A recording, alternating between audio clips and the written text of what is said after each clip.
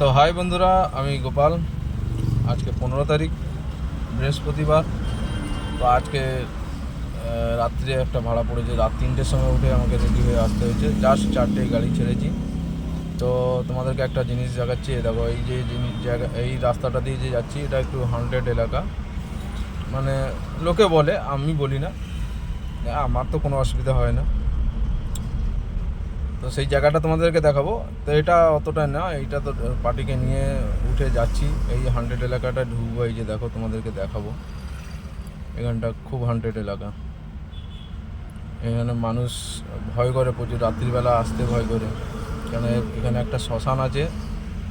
এই ডান দিকে একটা শ্মশান পড়বে, সেই শ্মশানটা নাকি খুব শ্মশান, যেটাকে বলা হয় হান্টেড শ্মশান, ভৌতিক একটা ব্যাপার। তো আমার সেরকম কিছু মনে হয় না। তো তোমাদেরকে দেখাচ্ছি জাস্ট, কেন বলছি যে আমি সকাল থেকে, যেহেতু রাত থেকে একটু উঠে এসেছি, ওই জন্যে তোমাদেরকে একটু দেখাই। এটা হলো মাঝডান্ডার ভেতর দিয়ে পিচ রাস্তাটা, এটা রতনপুর চলে গেছে। তো এই রাস্তা দিয়ে এইখানটাই নাকি খুব হান্টেড এলাকা। এইখানটা অনেকজন বহু কিছু দেখেছে, বলা কথা, শোনা কথা। তবে আমি জানি না। এই ডান পাশে বাস্তবে একটা শ্মশান আছে, এই ডান দিকে, এই ডান সাইডে একটা শ্মশান আছে। তো ক্যামেরাটা তো আমি সেরকম ঘোরাতে পারবো না, কেননা গাড়ি চালাচ্ছি, ক্যামেরা বেশি ঘোরাতে পারবো না। তো এই ডান পাশটা হলো শ্মশানধার। তো আজকে যাচ্ছি বন্ধুরা, আমি এয়ারপোর্ট যাচ্ছি। তো এয়ারপোর্ট ভাড়া নিয়ে বেরিয়ে পড়েছি চণ্ডীপুর রোডে। এই চণ্ডীপুর ঢুকছি বন্ধুরা, দেখে নাও।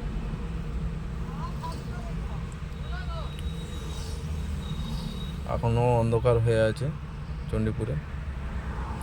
ঢুকে গেছি চণ্ডীপুরে। এটা চণ্ডীপুর ফ্লাইওভার। এর আগের ব্লগেও তোমাদেরকে দেখিয়েছি, চণ্ডীপুরের ফ্লাইওভারটা দেখিয়েছি। তো এটা চণ্ডীপুর ফ্লাইওভার। চণ্ডীপুর ঢুকে গেছি। তো বন্ধুরা, আশা করি সকলে তোমরা ভালো আছো, এবং আমার যে ব্লগটা, প্রত্যেক দিনের যে ব্লগটা, ওটা তোমরা একটু দেখবে এবং লাইক কমেন্ট শেয়ার করবে, যাতে আমি একটু এগোতে পারি।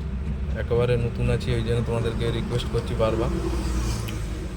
তো বন্ধুরা, দেখতে পাচ্ছ নন্দকুমার ঢুকবো দীঘা হাই রোডে। চণ্ডীপুর থেকে হয়ে দীঘা হাই রোড ঢুকেছি। দীঘা হাই রোড হয়ে এই নন্দকুমারে ঢুকবো।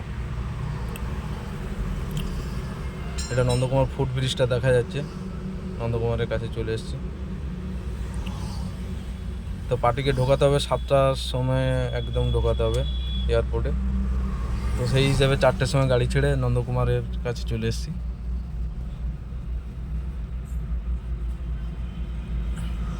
এই নন্দকুমার ঢুকে এই কলকাতার লেনটা ধরে নিয়েছি, কলকাতা যাওয়ার লেনটা।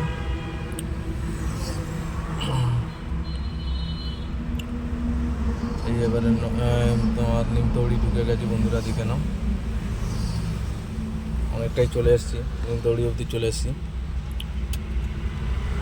তো ঘুম একটু লাগছে, তো চিন্তা ভাবনা করলাম যে রাধামণি গিয়ে ওখানে টোলটা পার করার পরে চাটা খাবো। তো চলো বন্ধুরা, চাটা খাই। কেন, আমারও রাত 3টে থেকে উঠেছি, তো একটু ঘুমটা ছাড়েনি এখন অবধি ঠিক মতন। তো এবারে ড্রাইভারি করতে গেলে তো জানো, চোখটা ঠিক মতন দেখতে হবে আর কানে ঠিক মতন শুনতে হবে, তবে তুমি ড্রাইভারি করতে পারবে। তো এই নিমতৌড়ি ক্রস করছি বন্ধুরা, দেখে নাও। এই রাধামণি ঢুকবো আবার। এই বাঁদিকে আমার দাঁড়িয়ে আছে নন্দীগ্রাম নামখানা। এই বাঁদিকে, এই যে দেখো বাঁদিকে, এটা নন্দীগ্রাম নামখানা বাসটা। 3:30টার সময় ছাড়ে বাসটা এখান থেকে। তো চলো বন্ধুরা, এই টোলে চলে এলাম। দেখো, এটা মিলননগর টোল। তো আমরা শর্টকাটে বলি রাধামণি টোল। এই টোলটার নাম হলো মিলননগর টোল। এই টোলটা কেটেই আমি চা খেতে বসবো। তোমাদেরকে চা না খেলে ঠিক ঘুম ভাঙছে না, এই জন্য চা খাবো।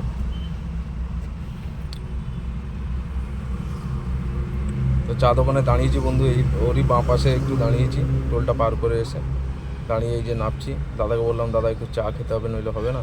তো বললো ঠিক আছে, কোনো অসুবিধা নেই। বলে এই চা দোকানে নামছি। দেখো ওই টোলটা, ওই যে ওইখানে টোল আছে। টোলটা পার করে এসে একটু জাস্ট এসেই দাঁড়িয়ে আছি। এই এখন দেখছি সব দোকানপাট উঠিয়ে দিয়েছে, এই দোকানটা খালি আছে। এই চা দোকানে চা খাবো।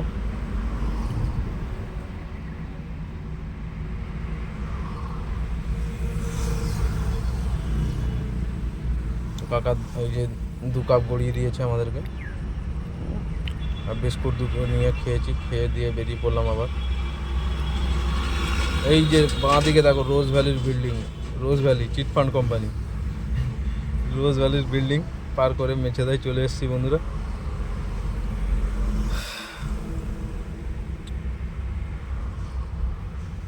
মেছেদায় ঢুকছি।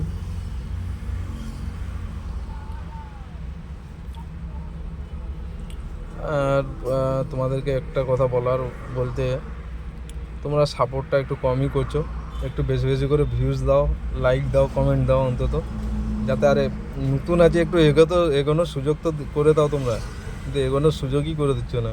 ভিউজ আসে 80টা 90টা ভিউজ আসছে, এতে কী হবে? তো ওতে তো মন ভেঙে যাচ্ছে আমার টোটালি। 80টা 90টা ভিউজে মন ভাঙবে না?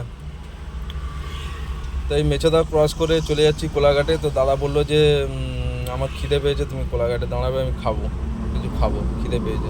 আমি বললাম ঠিক আছে চলো। বলে এই যে কোলাঘাট দেখো, ফ্লাইওভার ধরে নিচে নেবে, আবার ফ্লাইওভারের নিচ থেকে যাচ্ছি কোলাঘাটে। তো বন্ধুরা ভিডিওটা লং হয়ে যায় অনেক, ওই জন্যে 3 ঘন্টার পর তোমাদেরকে অতটা তো দেখাতে পারবো না। আমাকে শর্টকাটের মধ্যে যতটা পারি দেখাবো। এই কোলাঘাটে দাঁড়িয়েছি দেখো, ওই যে ঘোষ হোটেলটা উল্টো দিকে আছে। আর আমি বরাবর এইখানটাতেই দাঁড়াই সব সময়। আমি যখনই কলকাতায় যাই, যদি দাঁড়ানোর থাকে এইখানেই দাঁড়াই। 2 ভাই টিফিন স্টল। এই টিফিন স্টলটা আমার আজকে প্রায় 8-9 বছরের সম্পর্ক আছে। 8-9 বছর যে এখানে গাড়ি চালাচ্ছি মেদিনীপুরে, তো 8-9 বছরই এখানে দাঁড়াই। এখানে অনেক স্টাফ চেঞ্জ হয়ে গেছে, আগে পুরানো স্টাফ ছিল, তারা চিনতো, এখন এই কাকাও চেনে। কাকা এই যে ভালো আছে কিনা জিজ্ঞাসা করতে, ভালো আছি বললো। বন্ধুরা দেখতে পাচ্ছ, ইনি হলো এই 2 ভাই টিফিন স্টলের মালিক। তো আমার এখানে মুড়ি ঘুগনিটা খুব ভালো দেয়, ওই জন্য এত সকালবেলা তো মুড়ি ঘুগনি পাওয়া যাবে না, ওই জন্য মুড়ি ঘুগনি খেয়ে দিয়ে বেরিয়ে পড়লাম। বেরিয়ে পরে এই যে বন্ধুরা তোমাদেরকে দেখাচ্ছি, এয়ারপোর্ট চলে এসেছি। এই দেখো এয়ারপোর্টের ওপরেটা এসি ইন্টারন্যাশনাল যেটা বলে, ওই ইন্টারন্যাশনালটা এসে ছেড়ে দিয়েছি দাদাকে। ছেড়ে দিয়ে এই যে তোমাদেরকে একটু ছবি করে দেখালাম যে এয়ারপোর্ট এসেছি। তো বন্ধুরা ভালো থাকবে, লাইক কমেন্ট শেয়ার করবে, ভিউজ দেবে, তোমরা একটু সাপোর্ট করো বন্ধুরা, বিশেষ করে ফলো করো। ফলো করলে আমি আরও একটু উৎসাহ হবে তোমাদের প্রতি, যে হ্যাঁ আমার বন্ধুরা সাথে আছে, আমি ব্লগ করি, যা হবে দেখা যাবে। একটু প্লিজ তোমরা একটু সাপোর্ট করো।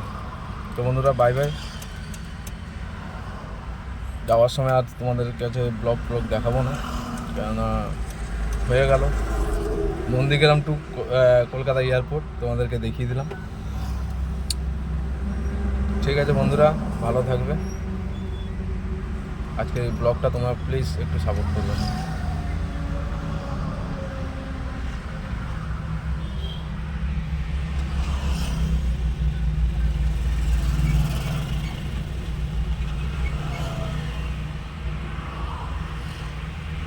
এই দেখছো, এই যে একটু তোমাদেরকে আরেকটু ঘুরিয়ে দেখালাম।